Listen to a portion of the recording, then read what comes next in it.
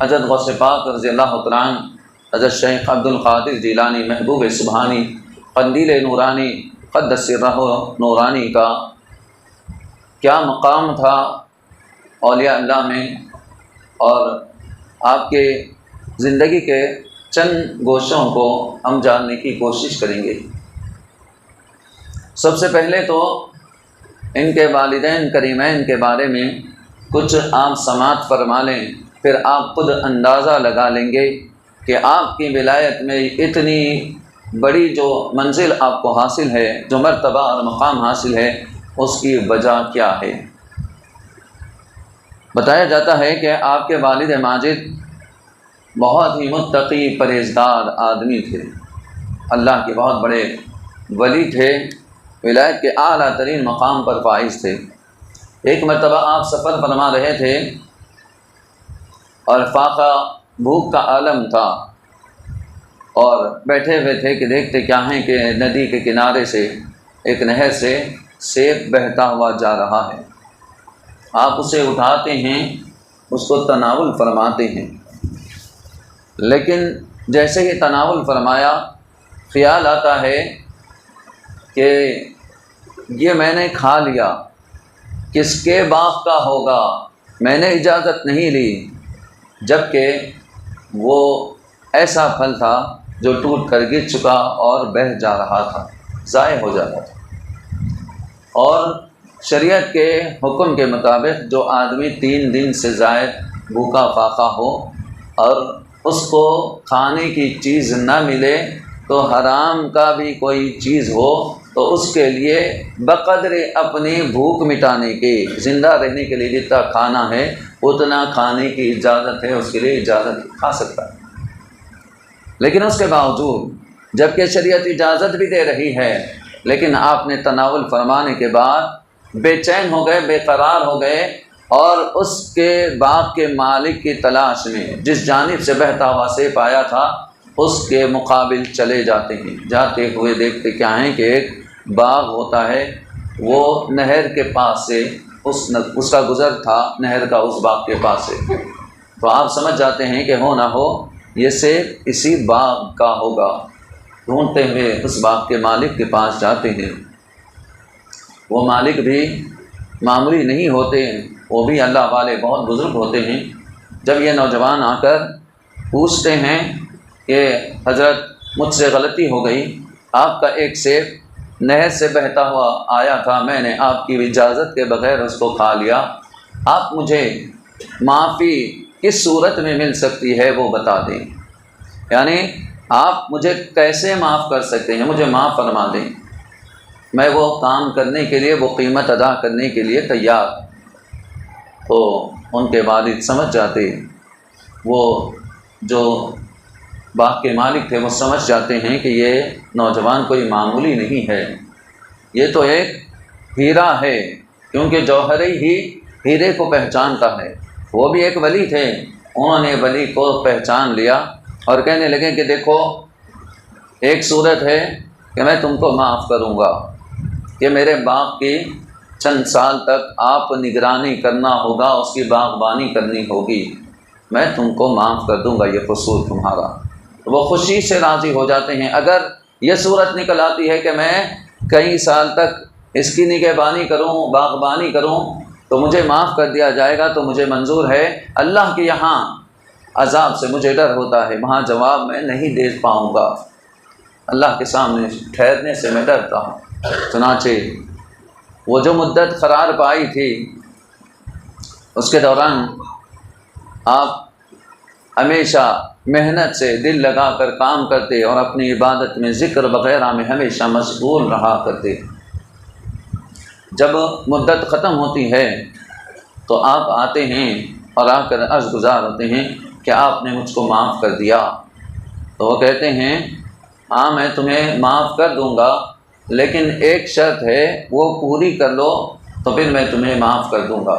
تو کہتے ہیں کہ آپ بتائیں تو صحیح کہ وہ کیا شرط ہے۔ وہ کہتے ہیں کہ میری بیٹی کے ساتھ تمہیں نکاح کرنا ہوگا۔ کہتے ہیں ٹھیک ہے میں کرنے کے لیے تیار۔ کہتے ہیں کہ ہاں اور ایک بات سن لو میری بیٹی اندھی ہے، بہری ہے، گونگی ہے، معذور ہے، لنگڑی لولی ہے، تمہیں اس سے نکاح کرنا ہوگا۔ تو آپ کہتے ہیں کہ ہاں مجھے منظور ہے، اگر یہ کرنے سے آپ مجھے معاف کرتے ہیں تو میں یہ بھی کرنے کے لیے تیار۔ عام آدمی ہوتا تو وہ کہتا ایک سیب کی قیمت کیا ہوگی، جو بھی اس وقت قیمت ہوتی، جیسا کہ آج کا زمانہ ہو تو ایک سیب کی قیمت مشکل سے 30-40 روپے ہوگی، 50 روپے ہوگی، حد ہو گئی 100 روپے ہوگی۔ تو وہ کہتا کہ میں کہیں بھی محنت کروں گا، آپ کو 100 روپے لا کے دے دوں گا، میں آپ کے سیب کی قیمت ادا کر دیا، آپ جانیں آپ کا خدا جانے، میں نے تو قیمت ادا کر دی، مجھے معاف کر دیجیے۔ اس طرح کہتے وہ نکل جاتا۔ لیکن کئی سال کام کرنا، محنت کرنا، یہ معمولی بات نہیں ہے۔ کہنے سننے میں آسان نظر آتا ہے، لیکن آپ کسی کے پاس 1 مہینہ کام کرو خادم کی طرح، تب آپ کو معلوم ہوگا کہ کتنی مشکل ہوتی ہے، اور پھر بدلے میں آپ کو کچھ ملنے والا نہیں ہے، آپ کھائیں گے رہیں گے وہاں اور کچھ ملے گا نہیں، صرف معافی کے خاطر کئی سال گزار دینا یہ معمولی بات نہیں ہو۔ پھر جب نکاح ہوتا ہے تو آپ حجرے میں جب داخل ہوتے ہیں تو دیکھتے کیا ہیں کہ ایک خوبصورت صحیح سالم دوشیزہ بیٹھی ہوئی ہیں، تو فوراً واپس آ جاتے، تو کہنے لگتے ہیں کہ وہ جو باغ کے مالک تھے ان سے کہ آپ نے تو کہا تھا کہ آپ کی صاحبزادی معذور ہیں، اندھی اور بہری گونگی ہیں، وہ تو صحیح سالم ہیں۔ آپ کہتے ہیں کہ ہاں میں نے جو کہا تھا وہ بھی صحیح ہے، اور آپ نے جو دیکھا وہ بھی صحیح ہے۔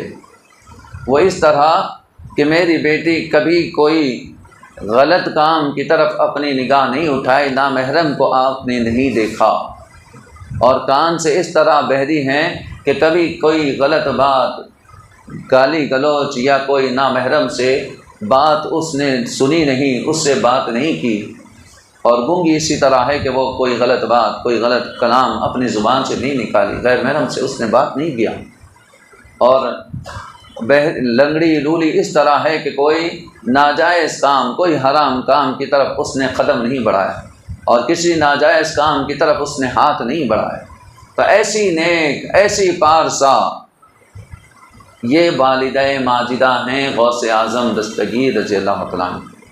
اور والد کیسے پرہیزگار کہ سالوں ایک سیب کھانے کے بدلے میں باغ میں کام کیا۔ جب ایسے پارسا اور نیک ماں باپ ہوں تو پھر اولاد کیسی ہوگی؟ یہ غوث پاک رضی اللہ تعالیٰ عنہ کی صورت میں ہے کہ ولی 2 طرح کے ہوتے ہیں، ایک ولی ہوتا ہے کسبی، ایک وہابی عطائی، جو محنت کر کے، مشقت کر کے، عبادت کر کے، ریاضت کر کے جو اللہ کا ولی بنتا ہے وہ ولی کسبی کہلاتا ہے، یعنی کسب کر کے، محنت کر کے، مشقت کر کے اس نے ولایت کو حاصل کیا ہے۔ ایک اللہ کی طرف سے عطا ہوتی ہے، اللہ تعالیٰ ان کو چن لیتا ہے۔ مادر ذات ولی تھے حضرت غوث اعظم دستگیر رضی اللہ عنہ، اور یہ بچپن سے اس کے آثار نمودار ہو چکے تھے۔ چنانچہ بتایا گیا آپ کی ولادت 29 شعبان کو ہوئی۔ جب صبح ہوتی ہے تو صبح صادق سے لے کر شام تک آپ نے دودھ نوش نہیں فرمایا۔ ماں پریشان ہو گئیں کہ بچہ دودھ نہیں پی رہا ہے، لیکن جب افطار کا وقت ہوتا ہے، مغرب ہوتی ہے، تو آپ دودھ نوش فرماتے، اور پھر یہ سلسلہ پورا رمضان المبارک جاری رہا کہ وہ وقت میں جب بچے کو شعور ہی نہیں ہوتا، کچھ جانتا نہیں ہے بچہ، اس زمانے میں آپ غوث پاک رضی اللہ تعالیٰ عنہ رمضان مبارک کے اندر روزہ رکھا کرتے۔ آپ کی ولایت اس طرح ظاہر ہوئی، اور بتایا گیا کہ جب آپ 4 سال سے زائد عمر ہوئی تو آپ کو استاذ محترم کے پاس لے جایا گیا۔ جیسا کہ ہمارے پاس بسم اللہ خوانی ہوا کرتی ہے، بسم اللہ پڑھایا جاتا ہے، تو آپ کو بھی لے جایا گیا استاذ کے پاس، قاری کے پاس۔ بیٹھتے ہیں، استاذ کہتے ہیں کہ پڑھو اعوذ باللہ بسم اللہ، اس کے بعد سورہ فاتحہ پڑھنے کے لیے کہا جاتا تو آپ پڑھنے لگتے ہیں، سورہ فاتحہ پڑھتے ہیں تو الف لام میم پورا پارا پڑھ دیا، سیقول السفہاء دوسرا، تلک الرسل تیسرا، لن تنالوا البر چوتھا، پڑھتے پڑھتے پڑھتے 18 پارے پورے آپ نے زبانی استاذ کو سنا دی۔ اب تعجب میں ہم پڑھ جاتے ہیں استاذ محترم کہ ایک بچہ جو کچھ بھی پڑھا لکھا نہیں ہے، کچھ نہیں پڑھایا کسی نے اس کو، پہلی بار اس کے پاس آئے اور 18 پارے اس نے زبانی سنا دیا۔ تعجب کرتے ہیں تو پوچھتے ہیں کہ آپ کو کیسے معلوم ہوا، کیسے یاد ہوا؟ تو بتایا گیا کہ آپ کی والدہ ماجدہ 18 پاروں کی حافظہ تھی، حافظ قرآن تھی، تو جب بھی ان کو دودھ پلاتی یا آپ کے ساتھ ہوتی تو ہمیشہ آپ وہ پورے 18 پارے روزانہ تلاوت فرمایا کرتی تھی۔ تو وہ سنتے سنتے غوث پاک جل تعالیٰ اپنے ماں کے شکم مبارک میں ان 18 پاروں کو حفظ کر لیا، یاد کر لیا۔ یہ ایسے ماں باپ ہوتے ہیں تو پھر اولاد بھی ایسے ہی نکلتی ہے۔ آج ہم سمجھتے ہیں، ہم سوچتے ہیں کہ ہماری اولاد نیک ہو، ہماری اولاد اللہ اس کے رسول کی اطاعت اور فرما برداری کرنے والی ہو، تو پہلے ہمیں چاہیے کہ ہم اللہ اس کے رسول کی اطاعت کرنے والے بنیں، فرما برداری کرنے والے بنیں، تب کہیں جا کے اولاد بھی اللہ اس کے رسول کی فرما بردار بنتی ہے، انہیں بھی توفیق ملتی ہے۔ بچپن میں جب مدرسے کو آپ تشریف لے جاتے تو بتایا گیا آپ کے ساتھ فرشتے چلا کرتے تھے، اور جب آپ مدرسے میں جماعت میں داخل ہوتے تو فرشتہ کہتا اللہ کے ولی کو بیٹھنے کے لیے جگہ دو۔ آپ بیٹھ جاتے اور مدرسے میں پڑھتے، پڑھ کے جانے کے وقت بھی وہ فرشتے آپ کے ساتھ ہوتے، اور بتایا گیا کہ ایک فرشتہ ہمیشہ انسانی شکل میں آپ کے ساتھ رہتا تھا۔ ایک مرتبہ آپ نے کئی عرصے کے بعد اس شخص سے پوچھا، وہ اجنبی شخص تھا، آپ نے پوچھا کہ آپ کون ہیں؟ اس نے جواب دیا، اے عبد القادر، میں فرشتہ ہوں، اللہ کی جانب سے آپ پر مامور ہوں، مجھے حکم دیا گیا ہے کہ آپ کی حفاظت کرے، نگرانی کرے، آپ کو مدرسے کو لے جائے اور لائے۔ آپ سوچیں بچپن میں یہ حالت ہے کہ فرشتے اللہ تعالیٰ نے آپ کے لیے مامور فرما دیے، اور بتایا جاتا ہے اب جب بھی آپ بچپن میں بچوں کو دیکھ کر ان کے ساتھ کھیلنے کا ارادہ فرماتے اور اس طرف جانے لگتے تو آواز آتی غیب سے، اے عبد القادر ادھر آؤ۔ جیسے ہی آپ کو سنتے فوراً گھبراتے اور اپنی والدہ ماجدہ کی گود میں چلے جاتے۔ یعنی بچپن سے کبھی کھیل کود لہو لعب کی طرف آپ نہیں گئے، اور آپ کو اس سے روک دیا گیا، کیونکہ وہ اللہ کے ولی ہیں۔ وہ اللہ کے ولی کھیل کود کیسے کر سکتے ہیں جو دنیا کو اللہ کی طرف بلانے والے ہیں؟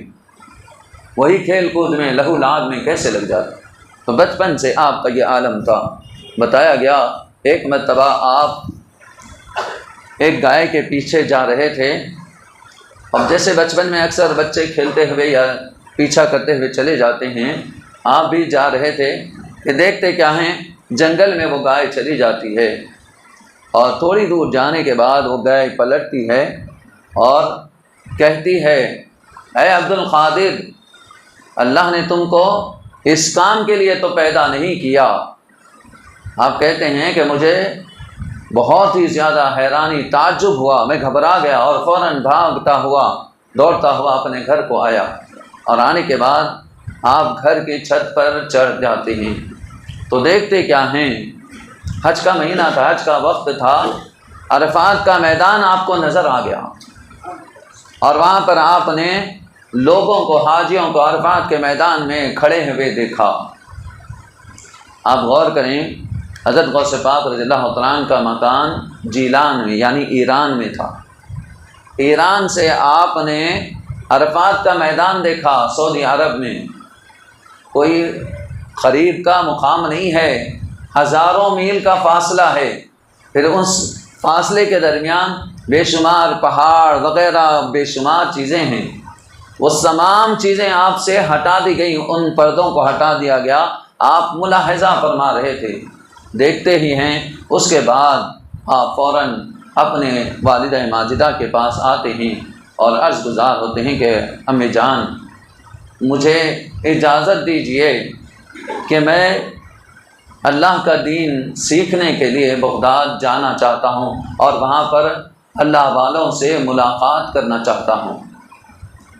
آپ غور کریں، دو باتیں آپ نے عرض کی، ایک طلب علم دین، دوسرا اللہ والوں کی صحبت۔ یہ بہت اہمیت کا حامل ہے جملہ۔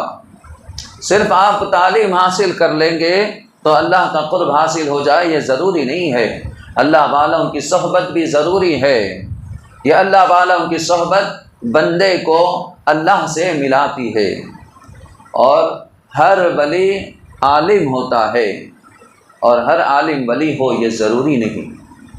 اولیاء کے سردار پیران پیر غوث اعظم دستگیر شیخ عبد القادر جیلانی رضی اللہ تعالیٰ عنہ اپنے والدہ سے جب آپ نے اجازت طلب کی، چونکہ آپ کے والد محترم گزر چکے تھے، انتقال ہو چکا تھا، اب یہی صاحبزادے تھے، بیوہ خاتون ہیں، اب یہ صاحبزادے ہیں، آپ اجازت طلب کر رہے ہیں۔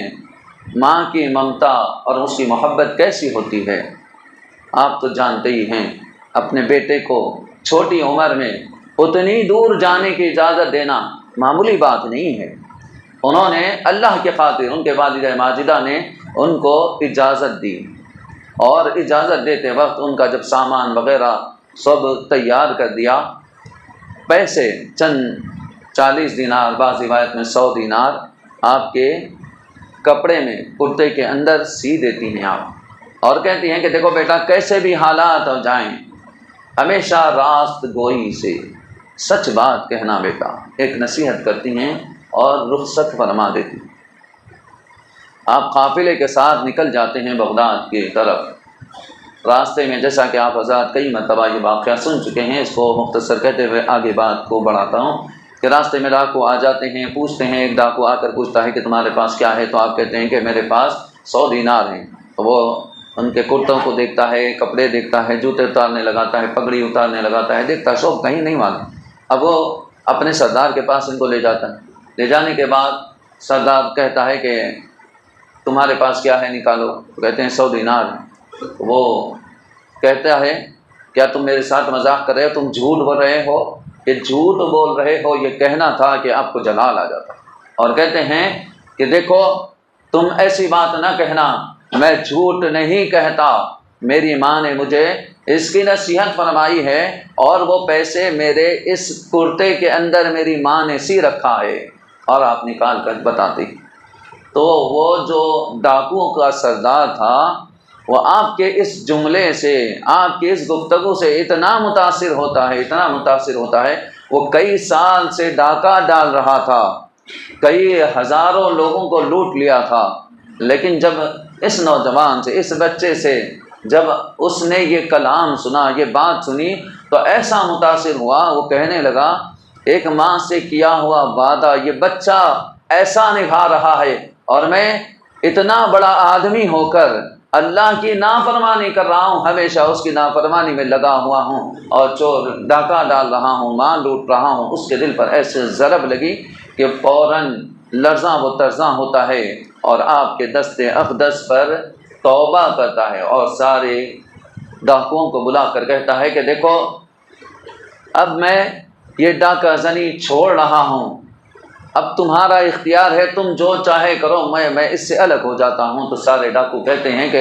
سردار ڈاکوؤں کے، ہم آپ کی اتباع غلط کام میں کر رہے تھے، جب آپ ایک نیا اچھا راستہ، نیک راستہ اختیار کرتے ہو تو ہم سب بھی آپ کے ساتھ۔ سارے کے سارے ڈاکو تائب ہو جاتے ہیں، توبہ کر لیتے ہیں۔ تاریخ میں آتا ہے کہ وہ سارے ڈاکو اپنے وقت کے ولی بنے، ایسی سچی توبہ کی، کیونکہ حضرت غوث پاک کے زبان مبارک سے نکلے ہوئے وہ کلمات ان کے دلوں پر ایسا اثر کریں کہ وہ زندگی بھر جو نافرمانی میں گزارے تھے وہ سب کا سب بھلا کر انہوں نے سچی توبہ کر لی۔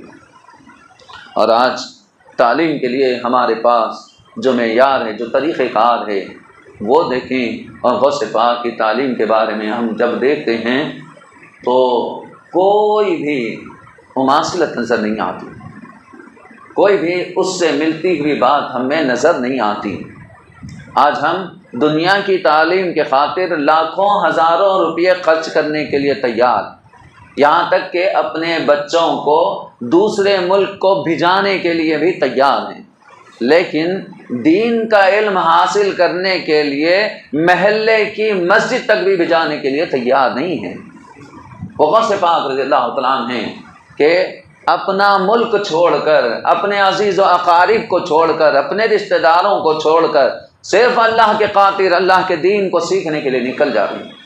اور دیکھیں وہ والدہ ماجدہ، ان کے بھی قربانی پر قربان جائیں، انہوں نے بھی بہت عظیم قربانی دی، اپنے عزیز بیٹے کو اللہ کے دین کی خدمت کے خاطر رخصت فرما دیا۔ اور پھر کیسا رخصت فرمائے؟ بتاتے ہیں کہ جب آپ مدرسے تشریف لے جاتے ہیں تو وہاں پر دین کا علم بہت ہی شوق کے ساتھ حاصل کرتے رہے۔ بہت عرصہ گزرا، ایک تاجر جیلان سے آتا ہے اور آ کر آپ کو پہچان لیتا ہے، کہتا ہے کہ آپ تو جیلان کے رہنے والے عبد القادر ہوں۔ تو ہاں کہتے ہیں، تو وہ کہتا ہے کہ دیکھو تم اتنے سال ہو گیا ہے یہاں آ کے، بہتر یہ ہوتا کہ آپ اپنی والدہ کی حالت دیکھ لیتے، ان کے بارے میں دریافت کر لیتے، کیونکہ وہ ایسی حیادار، ایسی پردہ کرنے والی ہیں کہ بازو والے بھی نہیں جانتے کہ وہ کس حال میں، پردے میں گھر کے اندر ہی رہتی ہیں، نہیں معلوم بیمار ہیں کیا حال میں ہیں۔ بہتر ہوتا کہ ایک مرتبہ آپ ان سے مل کر آتے۔ حضرت غوث پاک رضی اللہ عنہ کو بھی اپنی والدہ ماجدہ کی یاد آتی ہے، آپ رونے لگتے ہیں اور طے کرتے ہیں کہ ایک مرتبہ جا کر مل کر آ جائیں۔ سالوں ہو گئے تھے اور غوث پاک بھی اپنی ماں سے بے انتہا محبت کرنے والے، لیکن اللہ کے خاطر اس محبت کو قربان کرتے ہیں، برداشت کرتے ہیں وہ تکلیف کو، وہ دکھ کو، صرف اللہ راضی ہو جائے۔ غرض یہ کہ ایک مرتبہ ملنے کے خاطر آپ سفر کرتے ہیں، آتے ہیں بغداد کو، جیلان کو، اپنے ماں کے گھر کو۔ رات کا وقت ہوتا ہے، آواز دیتے ہیں، کھٹکا مارتے ہیں، تو والدہ ماجدہ کہتی ہیں کہ کون؟ جواب دیتے ہیں کہ عبد القادر۔ تو کہتے ہیں کہ کون عبد القادر؟ کہتے ہیں کہ ماں آپ کا بیٹا عبد القادر آیا ہے۔ ماں سوال کرتی ہیں، بیٹا کیا تم نے تعلیم مکمل کر لی ہے یا ادھورا چھوڑ کر آئے ہو؟ اب تھوڑی دیر خاموش ہو جاتے ہیں غوث پاک رضی اللہ عنہ۔ کہتے ہیں کہ اماں جان ابھی 2 سال کی تعلیم باقی ہے، میں ادھورا ہی چھوڑ کر آیا ہوں، صرف ایک مرتبہ آپ سے مل کر جانے کے لیے آیا ہوں، 1 دن کے لیے آپ کے پاس رہ کر پھر چلا جاؤں گا۔ اب دیکھیں ماں کئی سال کے بعد مل رہی ہے اپنے بیٹے سے، تو اس کی دل کی کیا حالت ہوتی ہے، تڑپ جاتی ہے، وہ دیکھنا چاہتی ہے، ملنا چاہتی ہے، لیکن وہ دروازہ بھی نہیں کھولتی، کیونکہ ماں کی ممتا آ جائے گی، محبت آ جائے گی، بچے کو نہیں بھیجائیں گی، یہ سوچ کر دروازہ بھی نہیں کھولتی۔ اور وہ صاحبزادے بھی ایسے کہ ماں کے حکم کو بجا لانے والے رک جاتے ہیں اور کہتے ہیں کہ ماں کہتی ہیں کہ بیٹا چلے جاؤ، اپنی تعلیم مکمل کر کے آنا، انشاءاللہ حشر میں اپنی ملاقات ہوگی۔ چنانچہ آپ روتے ہوئے دکھ کے ساتھ تعلیم حاصل کرنے کے لیے چلے جاتے۔ کچھ عرصہ گزرتا ہے کہ ایک تاجر آتا ہے اور کہنے لگتا ہے کہ دیکھو اے عبد القادر، آپ کی والدہ کا انتقال ہو چکا ہے، میں جنازے میں شریک ہوا تھا، ان کو دفن کر کے میں آ رہا ہوں۔ غوث پاک رضی اللہ تعالیٰ عنہ کو سنتے ہیں، روتے ہیں، پھر اپنی تعلیم کو جاری رکھتے ہیں۔ آپ غور کریں، آج ہمارے بچے کیا ایسا برداشت کرتے ہیں؟ کیا اللہ کے خاطر ایسی قربانی دے رہے ہیں؟ کیا ماں باپ ایسی قربانی دے رہے ہیں اللہ کے دین کے خاطر، اللہ کے خاطر؟ تو معلوم ہوا کہ اس کے اندر 1% بھی، 1% بھی ہم ایسا دین کے لیے قربانی نہیں دے رہے ہیں۔ پھر ہم سمجھتے ہیں، ہم چاہتے ہیں کہ ہمیں دین و دنیا میں اعلیٰ مقام حاصل ہو جائے، کیسے حاصل ہوگا؟ جتنی آپ قربانی دیں گے اتنا آپ کو مرتبہ اللہ کی طرف سے دنیا اور آخرت میں ملنے والا ہے۔ جتنی محنت دنیا کے لیے کریں گے اتنا دنیا ملے گی، جتنی آخرت کے لیے محنت کرو گے اتنی آخرت میں آپ کو مقام اور مرتبہ ملے گا۔ آخر میں اللہ تبارک و تعالیٰ سے دعا ہے اللہ تعالیٰ ہم سب کو تیرے اور تیرے رسول کے احکام کے مطابق زندگی گزارنے کی توفیق عطا فرما، جب تک زندہ رہیں اسلام پر زندہ رقمت تیرے کلمہ نصیب فرما، ہمارا خاتمہ بالخیر فرما۔ وصلی اللہ تعالی علی خیر خلقی سیدنا محمد وعلی آلہ واصحابہ اجمعین والحمد للہ رب العالمین۔